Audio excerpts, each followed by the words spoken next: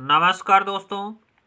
Read science की test series चल रही थी जिसका अगला वीडियो है। देखिए आज के वीडियो का पहला प्रश्न, समतल दर्पण के समांतर रखी वस्तु का प्रतिबिंब होता है। समतल दर्पण के समांतर रखी वस्तु का प्रतिबिंब छोटा और आभासी होता है। अगले प्रश्न की बात कर लेते हैं। दर्पण के मुख्य अक्ष के समांतर किरणें परावर्तन के बाद मुख्य अक्ष को काटती है, फोकस बिंदु पर काटती है। दर्पण के मुख्य अक्ष के समांतर किरणें हैं वो परावर्तन के बाद मुख्य अक्ष के फोकस बिंदु पर काटती है। अगले प्रश्न की बात करें कि प्रकाश की तरंगे ध्वनि तरंगों से निम्नलिखित रूप में भिन्न है।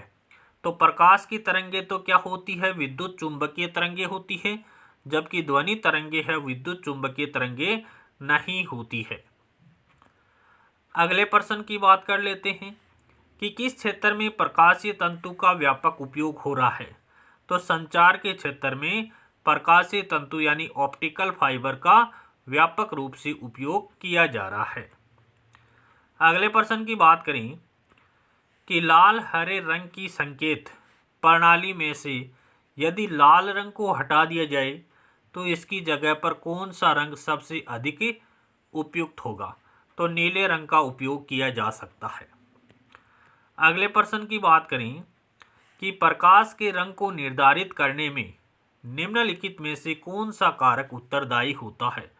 तो प्रकाश के रंग को निर्धारित करने के लिए तरंग दैर्घ्य है वो सर्वाधिक उत्तरदायी कारक माना जा सकता है। अगले प्रश्न की बात करें कि निकटतम तारे से पृथ्वी पर प्रकाश कितने समय में पहुंचता है। तो 4 मिनट 3 सेकंड में पहुंच सकता है। 4.3 सेकंड में निकटतम तारे से पृथ्वी पर प्रकाश पहुंच सकता है। अगले प्रश्न की बात करें कि हरे पौधों के पत्तों द्वारा सौर विकिरण के निम्नलिखित भाग या वर्णक्रमों में से कौन से अधिकतर अवशोषित होता है या होते हैं। तो लाल और नीला रंग सर्वाधिक अवशोषित किया जाता है। हरे पौधों के पत्तों द्वारा सौर विकिरण के किस वर्णक्रम को अधिकतर अवशोषित होते हैं। तो लाल और नीला रंग सर्वाधिक अवशोषित होता है। अगले प्रश्न की बात करें कि धूप में उपयोग होने वाले छाते का रंग कैसा होना चाहिए। तो ऊपर से तो काला होना चाहिए और अंदर से सफ़ेद होना चाहिए। ऊपर से काला और भीतर से सफ़ेद होना चाहिए। अगले प्रश्न की बात कर लेते हैं कि प्रकाश के परिक्षेपण का अध्ययन करने के लिए निम्न में से किस उपकरण का प्रयोग किया जाता है। तो किसका प्रयोग करते हैं, स्पेक्ट्रोमीटर का प्रयोग किया जाता है। अगले प्रश्न की बात करें कि श्वेत प्रकाश को भिन्न भिन्न रंगों में विभक्त करने के लिए निम्नलिखित में से किसका प्रयोग किया जाता है। तो प्रिज्म का उपयोग किया जा सकता है। अगला प्रश्न देखते हैं कि स्पेक्ट्रम एक प्रकाशीय यंत्र है जिसके द्वारा प्रकाश का विक्षेपण किया जाता है। स्पेक्ट्रम क्या है, एक प्रकाशीय यंत्र है जिसके द्वारा प्रकाश का विक्षेपण किया जाता है। अगले प्रश्न की बात करें कि किस रंग के प्रकाश में प्रकाश संश्लेषण की दर सर्वाधिक होती है। तो बैंगनी रंग के प्रकाश में प्रकाश संश्लेषण की दर सर्वाधिक होती है। अगले प्रश्न की बात करें कि बुढ़ापे में आँख से कम क्यों दिखता है। तो आँख की समंजन क्षमता है वो कम हो जाती है। बुढ़ापे में आँख की समंजन क्षमता है वो कम हो जाती है जिसके कारण आँख से कम दिखाई देता है। अगले प्रश्न की बात करें कि सोलर कुकर में लगा शीशा कैसा होता है। तो सोलर कुकर में अवतल दर्पण का उपयोग किया जाता है। अगला प्रश्न देखते हैं कि प्रकाश की वर्ण विक्षेपण का उदाहरण कौन सा है।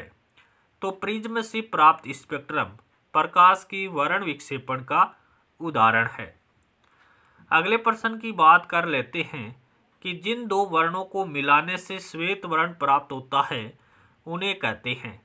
तो द्वितीयक वर्ण कहते हैं। दो रंगों को मिलाने से सफ़ेद रंग प्राप्त होता है उनको क्या कहते हैं, द्वितीयक रंग कहा जाता है। अगले प्रश्न की बात करें कि पारदर्शी पदार्थ का रंग वही होता है जो जिस रंग को वह पार जाने देता है। पारदर्शी पदार्थ का रंग वही होता है जिस रंग को वह पार जाने देता है। अगले प्रश्न की बात करें कि एसीटोनाइट्राइल के बहुलकीकरण से प्राप्त होता है, तो ओरलोन प्राप्त होता है। एसीटोनाइट्राइल के बहुलकीकरण से ओरलोन प्राप्त किया जाता है। अगले प्रश्न की बात करें कि रूस द्वारा प्रथम कृत्रिम उपग्रह का प्रक्षेपण कब किया गया, तो 4 अक्टूबर 1957 को किया गया था। अगले प्रश्न की बात करें कि सतीश धवन अंतरिक्ष केंद्र कहां पर स्थित है, तो ये श्रीहरिकोटा आंध्र प्रदेश में स्थित है। अगले प्रश्न की बात कर लेते हैं कि भारत में रेडियो प्रसारण की शुरुआत कब हुई थी, तो भारत में रेडियो प्रसारण की शुरुआत कब हुई? 1929 में नहीं हुई थी, 1927 में हुई थी। भारत में रेडियो प्रसारण की शुरुआत कब हुई? 1927 के अंदर हुई थी। अगले प्रश्न की बात करें कि बेकिंग सोडा के निर्माण की रासायनिक समीकरण लिखिए, तो बेकिंग सोडा का निर्माण किससे होता है? NaCl plus H2O plus CO2 plus NH3, ये सब मिलकर के NH4Cl ammonium chloride plus NaHCO3 sodium bicarbonate या बेकिंग सोडे का निर्माण करते हैं। अगले प्रश्न की बात करें कि ओजोन अणु O3 में कौन सा बंध पाया जाता है, तो O3 के अंदर उपसहसंयोजक बंध पाया जाता है। अगला प्रश्न देखते हैं नाइट्रिक अम्ल जिसका रासायनिक सूत्र HNO3 होता है में कौन सा बंध पाया जाता है, तो नाइट्रिक एसिड में उपसहसंयोजक बंध पाया जाता है। अगले प्रश्न की बात करें कि बल आघूर्ण की दिशा क्या होती है, तो प्रयुक्त बल की दिशा के लंबवत होती है। बल आघूर्ण की दिशा क्या होती है? प्रयुक्त बल की दिशा के लंबवत होती है।